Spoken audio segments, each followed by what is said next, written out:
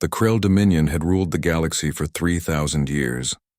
Their ships were massive constructs of living metal that could repair themselves in seconds. Their shields absorbed any energy weapon ever created. Their armor plating was forged from collapsed star matter, dense enough to survive the heart of a sun. When the Krell arrived at a world, they delivered one message: submit or die. 87 civilizations had tried to resist. 87 civilizations were now extinct. The Krell did not negotiate. They did not show mercy. They simply crushed any opposition with overwhelming force and moved on to the next system. When humanity first encountered the Krell, it was at the edge of explored space. A small human research station detected the massive fleet entering the system. The scientists sent out standard greeting protocols offering peace and trade. The Krell response was immediate. The station was vaporized in under 3 seconds. Earth received the station's last transmission, along with what would become known as the Krell Ultimatum. The message was simple and absolute. Humanity had 30 days to surrender completely. They would give up all weapons, all ships, all technology. They would become servants of the Dominion. Any resistance would result in the complete destruction of every human world. The United Earth Council convened an emergency session. Representatives from every nation, every colony, every orbital habitat gathered to discuss their options. The military presented their analysis. It was grim. Human weapons could not penetrate Krell shields. Human ships were too slow to escape Krell pursuit. Every simulation showed the same result: total human defeat. Some council members argued for immediate surrender. They showed footage from the 87 extinct species. Entire worlds reduced to molten slag. Billions dead in hours. At least as servants, humanity would survive. Others demanded resistance at any cost. They would rather die free than live as slaves. The debate raged for hours. Then Dr. Sarah Chen stood to speak. She was the head of the Advanced Weapons Research Division, a branch of the military so secret that most council members did not know it existed. She carried a single briefcase to the podium. Chen did not waste time on speeches. She opened the briefcase and pulled out a datapad. The main screen lit up with 10 project files. Each one was marked with the highest security classification. Each one represented years of research into weapons that violated several interstellar treaties. Weapons that humanity had developed but never deployed because they were considered too dangerous, too unstable, or too horrifying to use. The first weapon on the list was called Thunderhead. Chen explained that it was a stellar manipulation device capable of destabilizing a star. The second was Whisper, a quantum communication virus that could spread through any networked system. The third was named Horizon, a gravitational collapse bomb that could create temporary black holes. As Chen listed each weapon, the council chamber grew quieter. These were not conventional weapons. These were instruments of apocalypse. Some had been banned by the Geneva Accords of 2089. Others had never been tested because the simulations showed they could destroy entire star systems if something went wrong. Chen reached the 10th weapon on her list. It was labeled simply as Omega. She did not explain what it did. She only said that if Omega was ever deployed, there would be no going back. The universe itself would remember what humanity had done. The council members looked at each other. They understood what Chen was really saying. These 10 weapons were humanity's last hope and potentially their greatest crime. Using them might save humanity, but it would also prove that humans were capable of atrocities that matched or exceeded the Krell. Admiral Marcus Stone rose from his seat. He was a veteran of the colony wars, a man who had seen combat on a dozen worlds. His voice was steady as he spoke. He acknowledged that these weapons were terrible. He acknowledged that using them would change humanity forever. But he also pointed out one undeniable fact. The Krell had given humanity no choice. The Krell Dominion believed they were invincible. They believed no weapon in the galaxy could defeat them. They had conquered 87 species because those species fought with honor and restraint. They used conventional weapons and followed the rules of warfare. The Krell had learned to counter every conventional approach, but humanity was not like other species. Humans did not have scales or claws or natural armor. They did not have telepathy or energy manipulation or biological weapons. What humans had was creativity born from desperation. They had the ability to imagine terrible things and then build them. They had crossed moral lines in the past and survived the guilt that followed. Stone made a motion. He proposed that humanity not surrender. Instead, they would prepare all 10 weapons for deployment. They would show the Krell that some prey had teeth sharp enough to kill the predator, even if it meant damning themselves in the process. The vote was called. It was not unanimous. 12 council members voted against the proposal.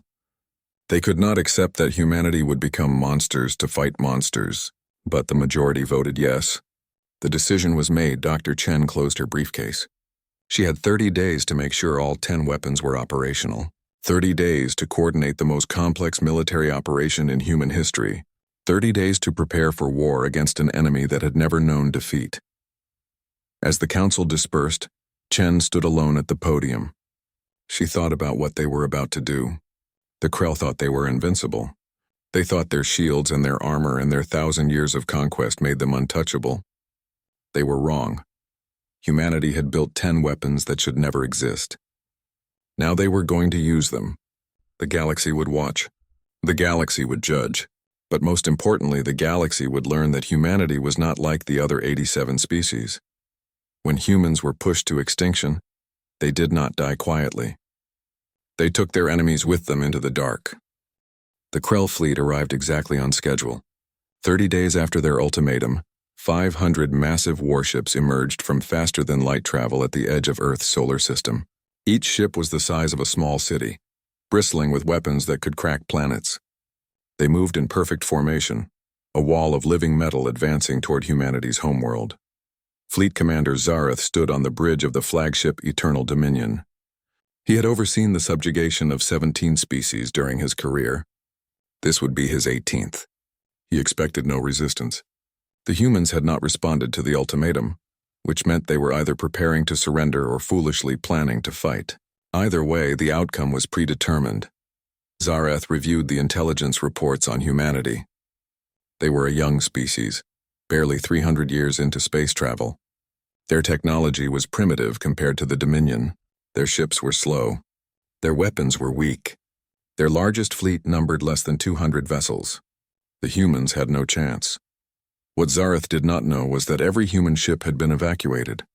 The vessels floating in orbit around Earth and Mars and the outer colonies were empty shells. Admiral Stone had made the decision 3 days ago.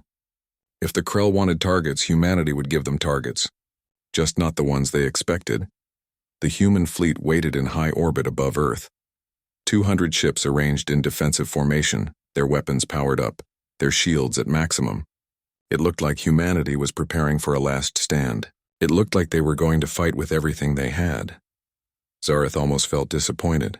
He had hoped the humans would be smart enough to surrender. Instead, they were going to die for nothing, like so many species before them. He gave the order to advance. The Krell fleet moved forward, weapons charging. That was when Dr. Chen activated Thunderhead. The weapon was not located on any ship. It was not in orbit around any planet. Thunderhead had been built over the past 30 days in the most dangerous location humanity could access, inside the sun itself. Automated construction drones, each one capable of surviving temperatures that would vaporize any normal matter, had assembled the device in the sun's outer layers. Thunderhead did not destroy the sun. That would kill humanity along with the Krell. Instead, it destabilized a specific section of the solar magnetic field. The sun's surface erupted with a coronal mass ejection larger than anything in recorded history. A wall of superheated plasma traveling at a significant fraction of light speed burst from the star. The Krell fleet detected the eruption 2 minutes before impact. Their shields were designed to absorb energy weapons. This was not a weapon. This was a natural disaster weaponized on a scale that defied belief. The Krell ships turned to flee, but they were too slow. The plasma wave hit them like a tsunami of fire. 50 Krell ships died instantly. Their shields overloaded and collapsed. Their living metal armor boiled away. Their crews were vaporized before they could even scream. Another 100 ships were severely damaged, their systems failing, their hulls breached in dozens of places. Zareth stared at his displays in shock. No species had ever weaponized a star before. It was insane. The amount of energy required, the precision needed, the sheer audacity of the attempt. His ship had survived only because it was at the back of the formation.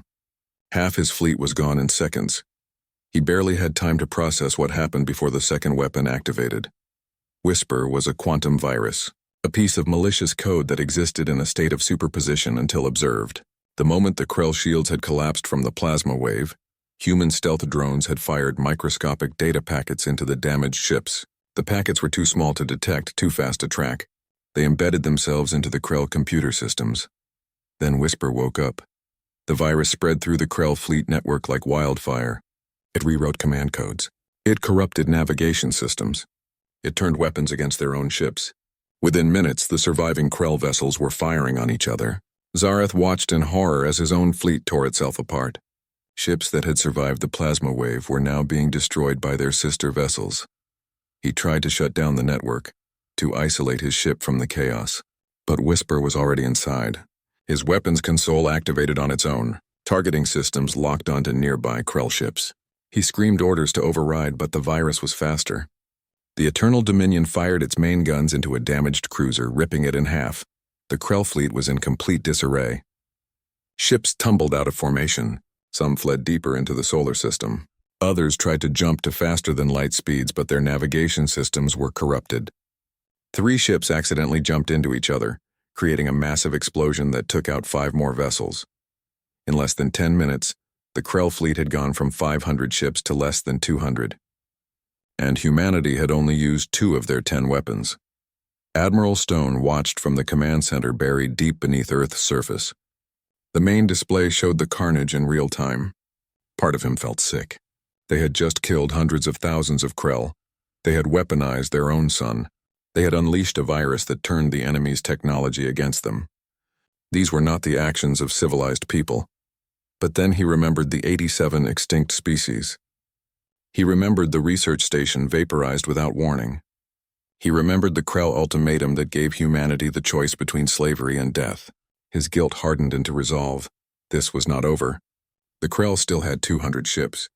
That was enough to destroy Earth if they regrouped. Stone turned to Dr. Chen. She stood beside him, her face pale but determined. He gave her the authorization codes for the third weapon. Chen's fingers moved across her console. Somewhere in the asteroid belt, a device called Horizon received its activation signal. The weapon was simple in concept but horrifying in execution. It created a temporary gravitational singularity, a black hole that would exist for exactly 17 seconds before evaporating in a burst of Hawking radiation. The singularity appeared directly in the center of the remaining Krell formation. Space itself seemed to fold inward. The black hole was small, barely 3 meters across, but its gravitational pull was immense. Krell ships that were thousands of kilometers away felt themselves being dragged toward it. Their engines screamed as they fought against the pull. 12 ships were too close. They were sucked into the singularity and crushed into nothingness. The remaining vessels finally broke formation completely. They scattered in every direction, their commanders abandoning any pretense of military discipline. All they wanted now was to escape this nightmare. Zareth sat alone on his bridge. Most of his crew was dead. His ship was damaged. His fleet was destroyed, and the humans had done it with weapons that should not exist. Weapons that violated every principle of civilized warfare. Weapons that proved humanity was more dangerous than any species the Dominion had ever encountered. He sent out a retreat signal to all surviving ships. They would regroup at the edge of the system. They would report what happened here. And then the full might of the Krell Dominion would return to make humanity pay for this atrocity. But as his ship limped away from Earth, Zareth felt something he had never experienced in his long military career. He felt fear, because humanity had only used 3 weapons, and they had already destroyed more than half his fleet. What would the other 7 weapons do? The surviving Krell ships regrouped at the edge of the solar system. Commander Zareth counted his losses. He had started with 500 warships and the pride of 3,000 years of conquest. Now he had 143 damaged vessels and a fleet that was terrified of an enemy they had dismissed as primitive. He sent his report to the Dominion Council. He expected punishment for the defeat. Instead, he received new orders. The Council was sending reinforcements. 1,000 ships from the core fleets were already on their way. But until they arrived, Zareth was ordered to maintain position and observe. The Council wanted to know what other weapons humanity possessed. Zareth thought that was a death sentence. But orders were orders. He commanded his fleet to hold position at the system's edge and begin repairs. They would not advance. They would not retreat. They would simply wait and watch. 3 days passed. The Krell repaired what they could and monitored human communications. They intercepted thousands of transmissions, news broadcasts, military channels, civilian messages, all of them celebrating the victory over the Krell. The humans were treating this as a triumph. They had no idea what was coming. On the 4th day, the Krell detected something new. A massive energy signature was building on Luna, Earth's moon. At first, Zareth thought it was another weapon preparing to fire. But the energy pattern was wrong. It was not building toward a release. It was concentrating, condensing, becoming denser. The 4th weapon was called Ghostlight. Dr. Chen had designed it based on theoretical physics that most scientists said was impossible. The weapon did not fire projectiles or beams. It did not explode. Instead, it altered the fundamental constants of physics in a localized area. Specifically, it changed the electromagnetic force. When Ghostlight activated, every Krell ship within range suddenly found that their atomic bonds were weaker. The living metal that made their hulls regenerate began to fall apart at the molecular level. Electronics stopped working. Power cores destabilized. The ships were not destroyed violently.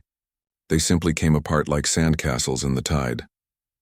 20 Krell ships dissolved before Zareth understood what was happening. He screamed orders to fall back to get out of range, but he did not know what the range was. How far did this effect extend? The Krell fleet began a panicked retreat, jumping randomly to faster-than-light speeds just to escape whatever was happening. When they emerged from faster-than-light travel, Zareth checked his fleet status. He had lost 20 ships to Ghostlight. Another 15 had been so damaged by previous weapons that they fell apart during the jump. He now commanded 108 vessels, less than a quarter of what he started with. His tactical officer reported something else. The energy signature from Luna was gone. The weapon had only fired once, lasted for less than 30 seconds, and then shut down. Intelligence suggested that the device had destroyed itself during activation.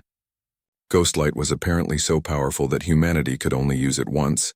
That should have been comforting. Instead, it made Zareth more afraid. Humanity had built a weapon that could alter physics itself, knowing they could only use it one time. What kind of species did that? What kind of desperation or insanity drove them to create such things? His science officer provided an analysis. Based on the patterns of weapon deployment, the humans were using their arsenal in ascending order of power. Each weapon was more destructive than the last, which meant that the weapons still unused would be even worse. Zareth considered retreating beyond the solar system entirely. But the reinforcement fleet would arrive in less than 2 weeks. If he could keep most of his ships intact until then, they would have the numbers to overwhelm whatever weapons humanity had left. He gave the order to maintain maximum distance and prepare for immediate evasion if any new energy signatures were detected. That was when the 5th weapon struck. This one was called Phantom. Unlike the previous weapons, Phantom was not a single device. It was a swarm of millions of microscopic drones, each one no larger than a grain of sand. The drones had been released into space weeks ago, long before the Krell arrived. They drifted on solar wind and electromagnetic currents, spreading throughout the solar system like invisible dust. The Krell never saw them coming. Phantom drones were designed with one purpose: to infiltrate and sabotage. They were too small for sensors to detect individually. They did not emit energy signatures. They simply drifted through space until they came into contact with a ship. Then they burrowed into the hull, bypassing shields because they were too small for shields to recognize as threats. Once inside a ship, the drones replicated using the vessel's own materials. They created more of themselves, spreading like a disease through corridors and systems. They did not attack the crew. That would be too obvious. Instead, they performed subtle sabotage. A wire cut here. A seal weakened there. A computer chip corrupted. Each change was tiny, almost undetectable. But thousands of tiny changes added up. The first Krell ship to experience catastrophic failure was a destroyer. Its life support system suddenly vented all atmosphere into space. The crew died before they could evacuate. Engineers investigating the disaster found that dozens of seals and valves had failed simultaneously. It looked like an accident. Bad maintenance. Nobody suspected sabotage. But then it happened to another ship. And another. Within hours, 15 Krell vessels had experienced critical system failures. Each one seemed different. A power core overload, an engine explosion, a navigation computer that sent the ship into a collision course with an asteroid. The Krell realized these were not accidents. They were under attack by something they could not see or fight. Panic spread through the fleet. Engineers tore apart their ships looking for the drones, but Phantom was designed to be invisible until it was too late. The drones self-destructed if threatened, leaving no evidence. The Krell tried purging their ships with radiation and electromagnetic pulses, but the drones were hardened against such measures. Over the next 3 days, Zareth watched his fleet die slowly. Ships exploded. Life support failed. Weapons misfired and killed their own crews. He could not tell which vessels were compromised and which were still safe. Every ship was potentially infected. Every ship was a ticking time bomb. He tried to contain the damage by spacing ships farther apart, but the drones drifted between vessels on magnetic tethers. He tried sending infected ships into the sun, but that meant abandoning dozens of ships and thousands of crew members. Nothing worked. By the time Phantom finally ran its course, having replicated beyond sustainability and burned out, Zareth had 62 ships left. 62 out of 500, and the human reinforcements had not even arrived yet. Admiral Stone received the reports from intelligence drones monitoring the Krell fleet. Phantom had worked better than expected. The drones had been Dr. Chen's idea, based on nanotechnology research that was supposed to be used for medical applications. Instead, they had turned it into a weapon of slow, creeping terror. Stone did not feel victorious. He felt hollow. They had killed hundreds of thousands of Krell. They had used weapons that violated every rule of warfare, weapons that turned stars into guns and physics into a weapon, weapons that killed slowly and invisibly. But the Krell reinforcements were coming. Intelligence estimated 1,000 ships would arrive within a week.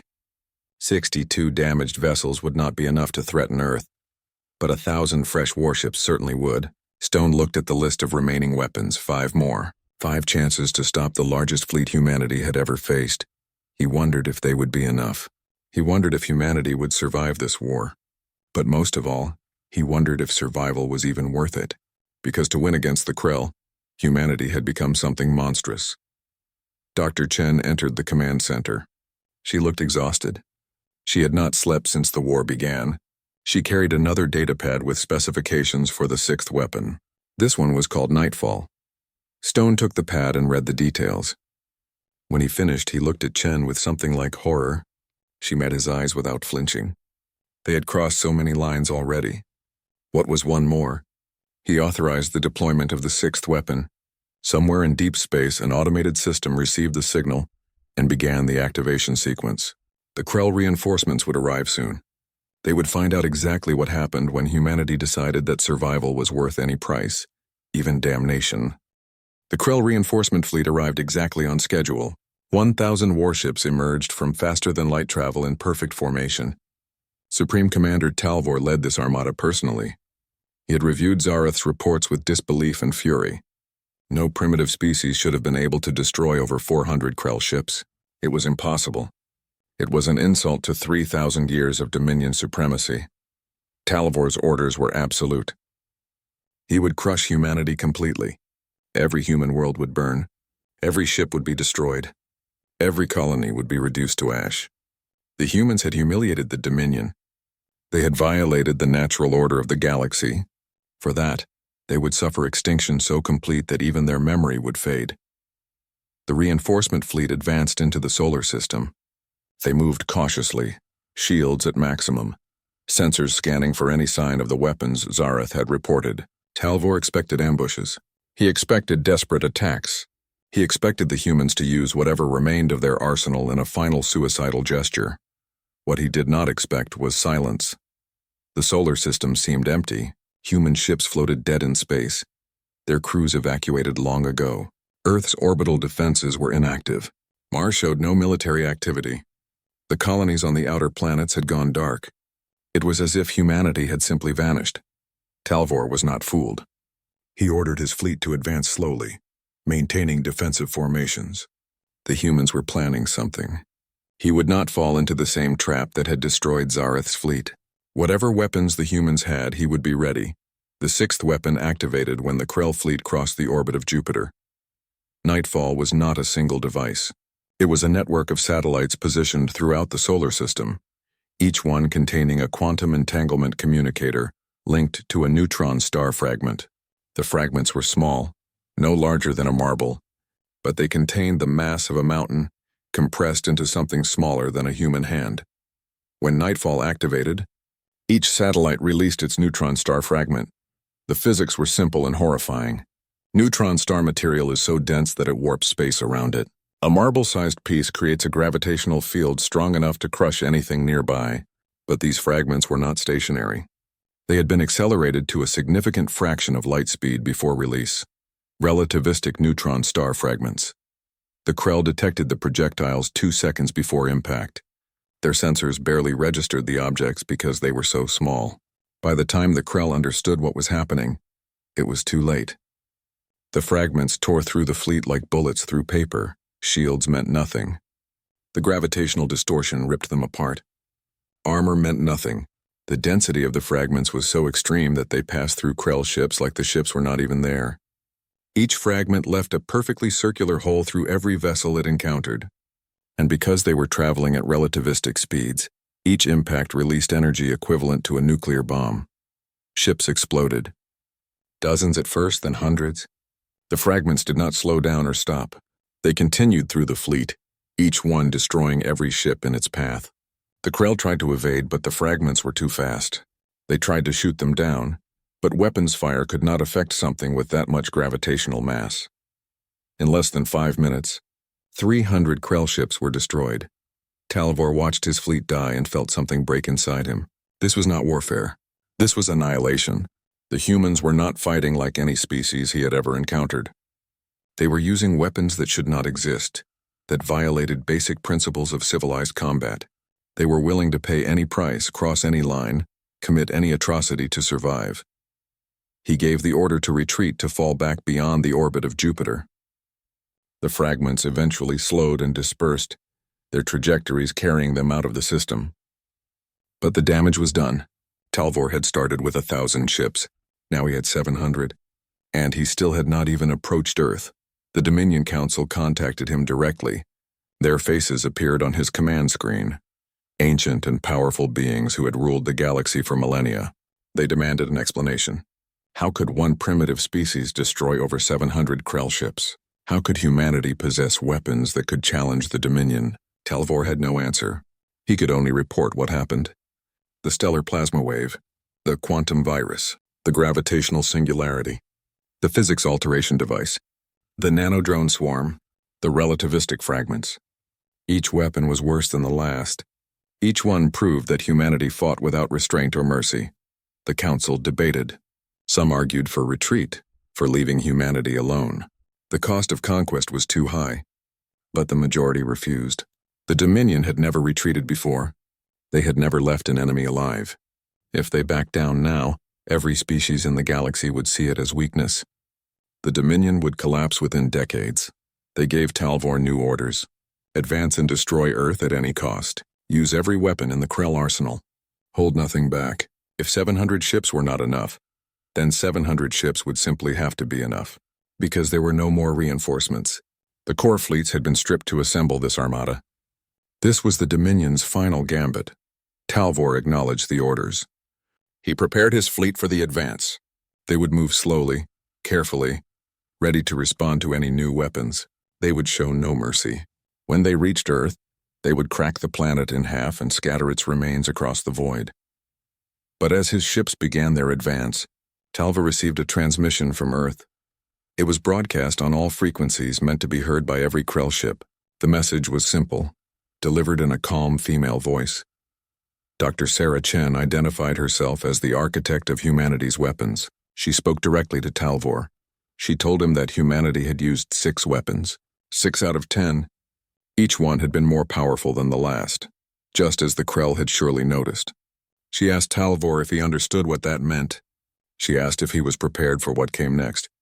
Then she gave him one chance, one opportunity to retreat and never return. If the Krell left now, humanity would not pursue. They would not seek revenge.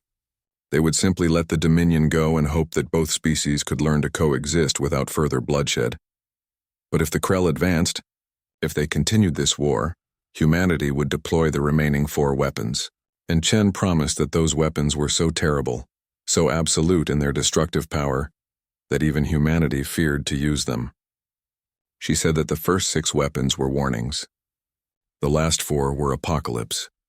Talvor listened to the message and laughed. It was a bluff. It had to be. The humans were desperate, trying to scare him into retreat with empty threats. They had exhausted their arsenal. They had nothing left but words and fear.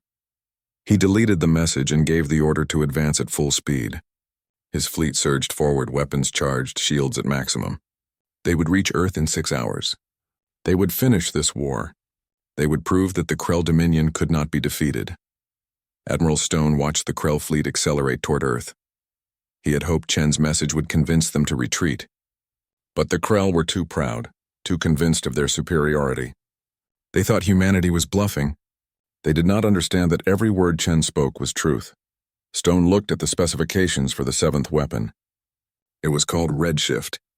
When he read what it did, he felt sick. This was beyond warfare. This was an atrocity. But the Krell were coming, and humanity had no choice. He entered the authorization codes. Deep in the Kuiper Belt, an automated weapons platform received the signal.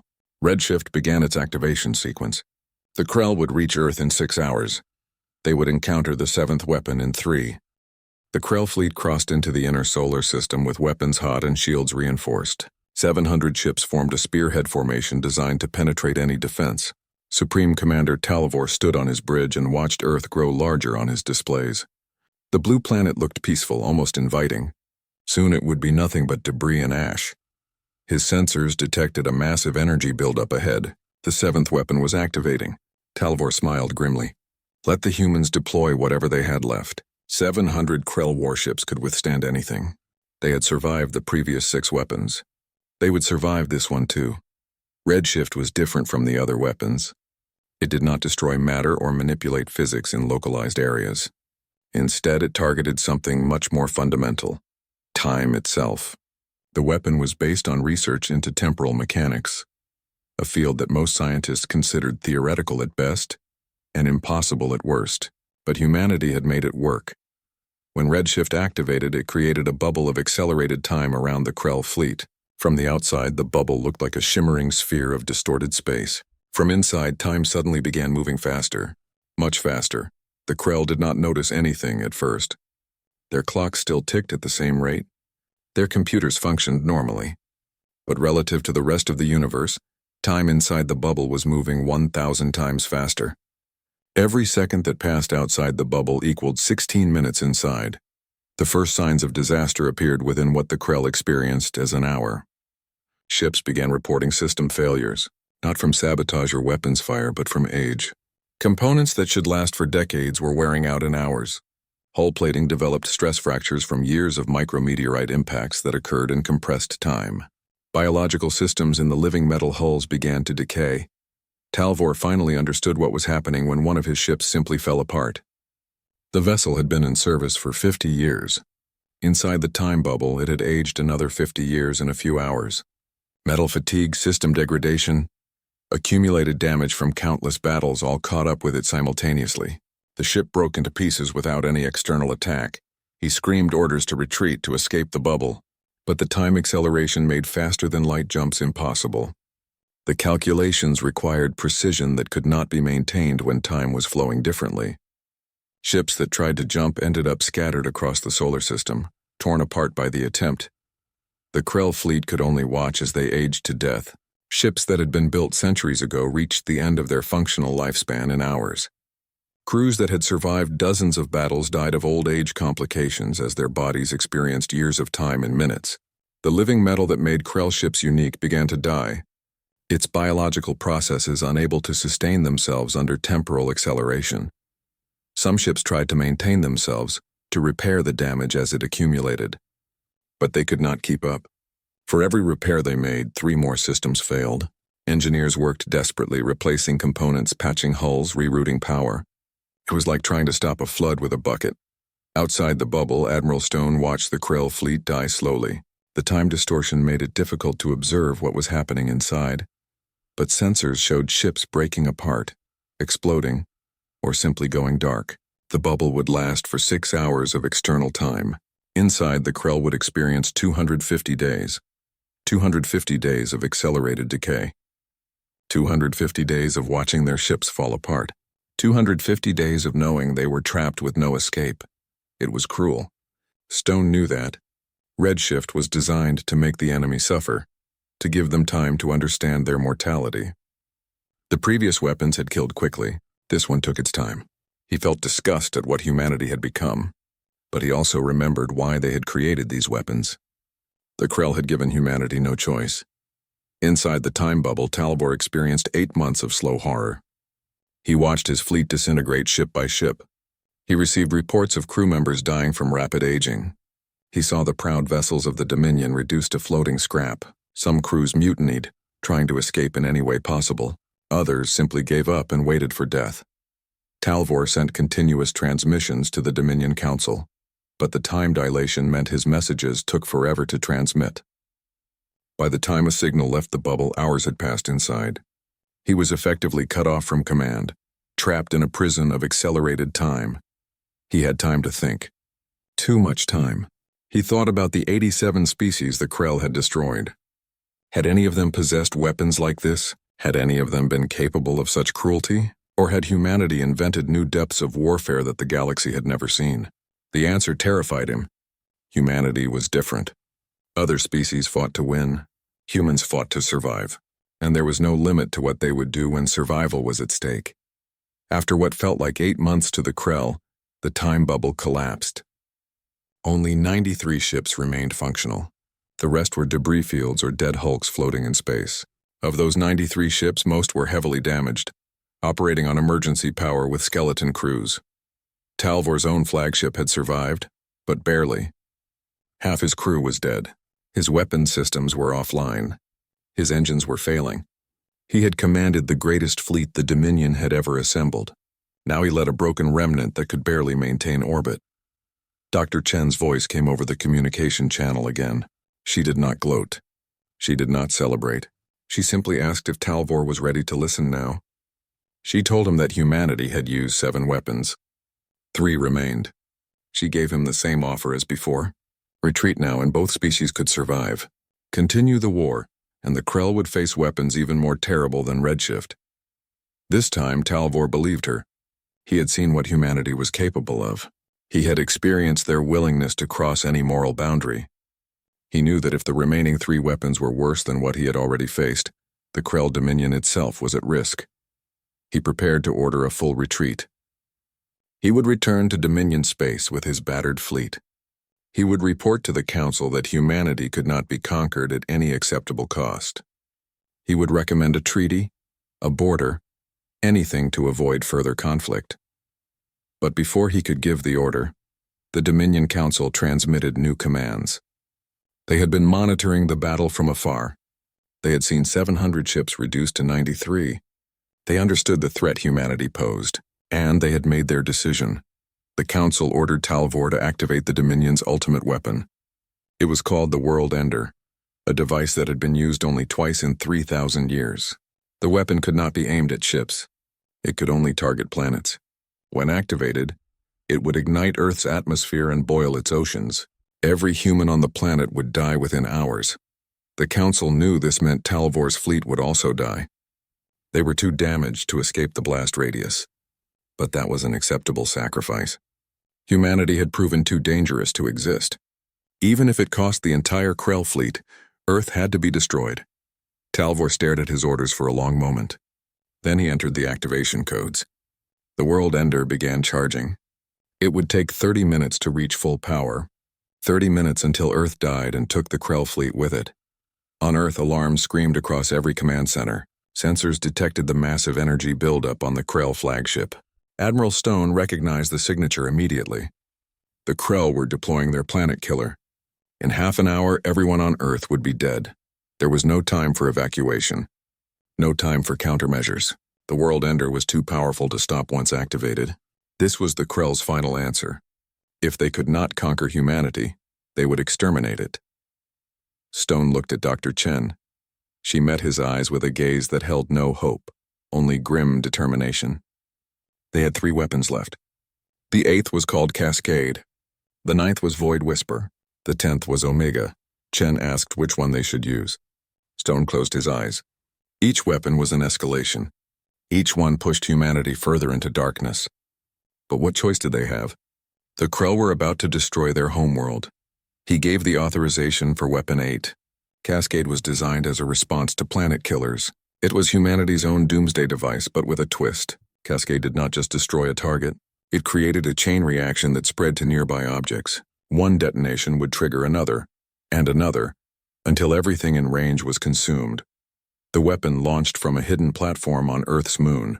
It was a small missile, barely larger than a fighter craft, but its warhead contained compressed antimatter suspended in a magnetic field powered by a microfusion reactor. When the field collapsed, the antimatter would annihilate everything it touched. The missile reached the Krell flagship in 8 minutes. Point defense systems tried to shoot it down, but the missile was too fast, too maneuverable. It struck the Eternal Dominion directly in the center mass. The antimatter detonated. The flagship vanished in a flash of pure energy. But the explosion did not stop there. Cascade had been designed to propagate. The energy release was so massive that it ionized space itself, creating a conductive medium. Lightning arcs of antimatter annihilation jumped from the destroyed flagship to nearby ships. The 12 surviving Krell ships regrouped at the edge of the solar system. They were all that remained of the greatest armada the Dominion had ever assembled. Supreme Commander Talvor floated in an escape pod among the debris of his flagship. A rescue ship picked him up and brought him to one of the surviving vessels. When Talvor reached the bridge of the cruiser Unbreakable Will, he found a crew on the edge of collapse. They had witnessed the destruction of over 1,500 Krell ships across 2 fleets. They had seen weapons that defied everything they knew about warfare. They looked at Talvor not with respect, but with desperate hope that he would order a retreat. He wanted to. Every instinct screamed at him to flee, to take what remained of his forces and never return to this cursed system. But he could not give that order without authorization from the Dominion Council. And when he contacted them, their response was not what he expected. The Council had gone silent. For 3 hours, Talvor received no communication from the Dominion capital. When they finally responded, it was not the full Council. Only Speaker Vexnar appeared on the screen, and he looked decades older than the last transmission. Vexnar explained that the Council had fractured. Half wanted immediate retreat and a negotiated peace with humanity. The other half demanded total war, even if it meant the extinction of both species. The debate had become violent. 2 Council members were dead. The Dominion itself was on the verge of civil war. The Speaker gave Talvor discretionary authority. Whatever decision he made, the Council would support. If he retreated, they would negotiate peace. If he attacked, they would send what few ships remained in reserve. The fate of the 3,000-year-old Krell Dominion now rested on the shoulders of one commander. With 12 damaged ships, Talvor stared at the display showing Earth. That small blue planet had brought the greatest empire in galactic history to its knees, not through superior numbers or better technology, but through sheer savage determination to survive at any cost. The humans had used 8 weapons. Each one was an atrocity. Each one violated the conventions of civilized warfare. But they had worked. Humanity had proven that victory did not go to the honorable or the restrained. Victory went to whoever was willing to pay the highest price. Talvor thought about the 87 extinct species. All of them had fought the Krell with conventional weapons and conventional honor. All of them had died. Humanity fought with weapons that should never exist and tactics that had no honor, and humanity had won. He opened a communication channel to Earth.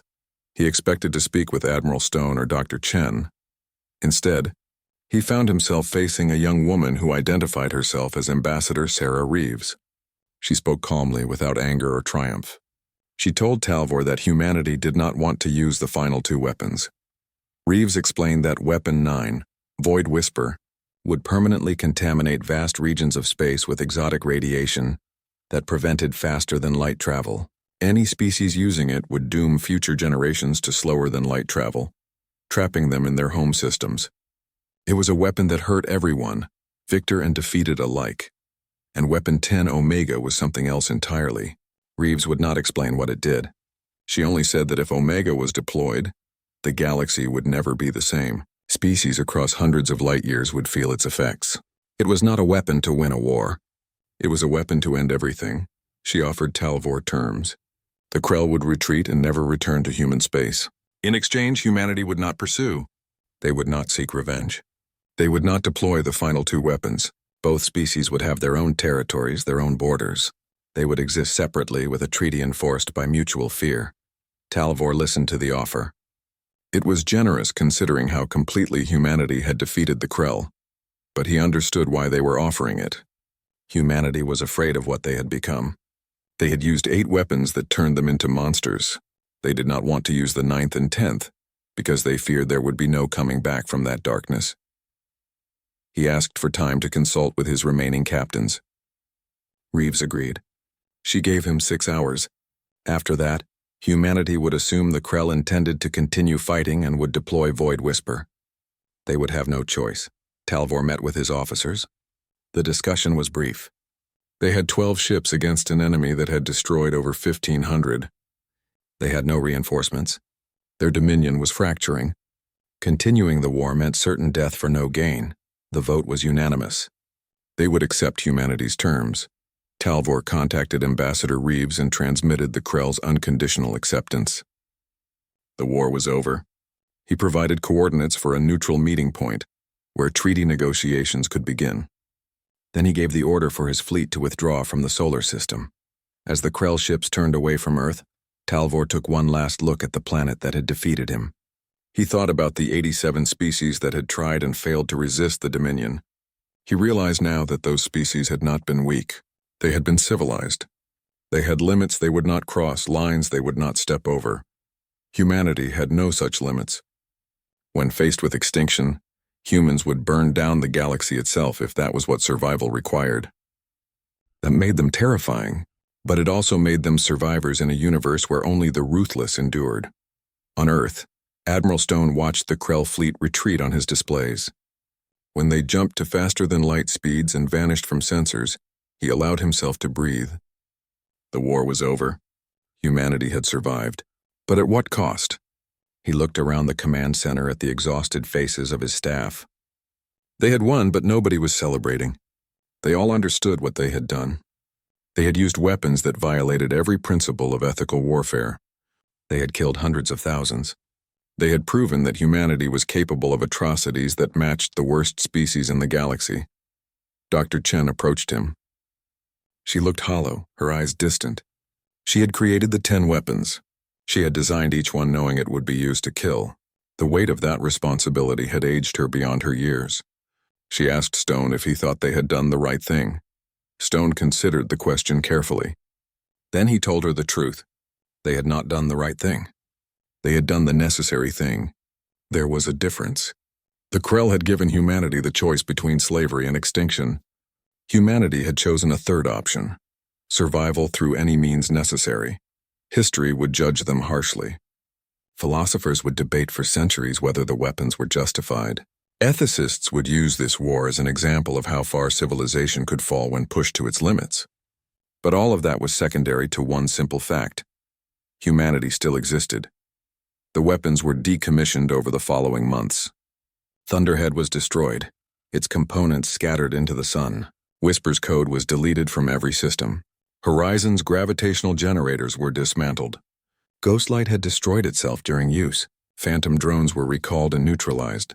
Nightfall's satellites were deorbited and burned up in Earth's atmosphere. Redshift's temporal generators were reduced to slag. Cascade's antimatter reserves were launched into deep space. Only 2 weapons remained untouched: Void Whisper and Omega. Dr. Chen recommended they be preserved, not to use but to remember, to serve as a reminder of what humanity was capable of when survival was at stake.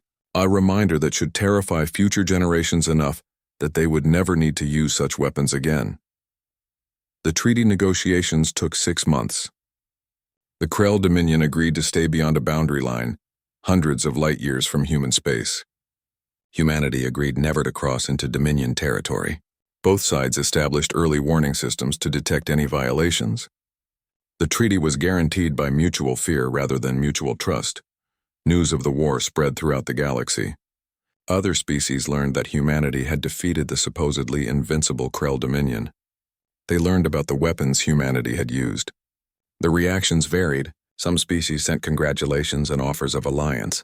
Others avoided human space entirely, terrified of what humans might do to them. But every species learned one lesson. Humanity was not to be underestimated. They were a young civilization, primitive in many ways, but they possessed something that older, more advanced species had lost: the absolute determination to survive at any cost. They would burn their own souls before they would accept extinction. Admiral Stone retired after the war. He could not continue in military service carrying the weight of what he had authorized. He moved to a quiet colony world and spent his remaining years writing a detailed account of the war. His memoirs ended with a warning for future generations. He wrote that humanity had won the war, but lost something irreplaceable in the process. They had proven they could defeat any enemy if they were willing to become worse than that enemy. The 10 weapons had saved humanity from the Krell, but they had also revealed a darkness in the human soul that could never be forgotten. Dr. Chen never created another weapon. She devoted the rest of her life to humanitarian work, trying to balance the scales for the hundreds of thousands she had killed. Some people called her a hero. Others called her a war criminal. She accepted both labels without defense. She knew what she was. The galaxy never forgot what happened in the solar system.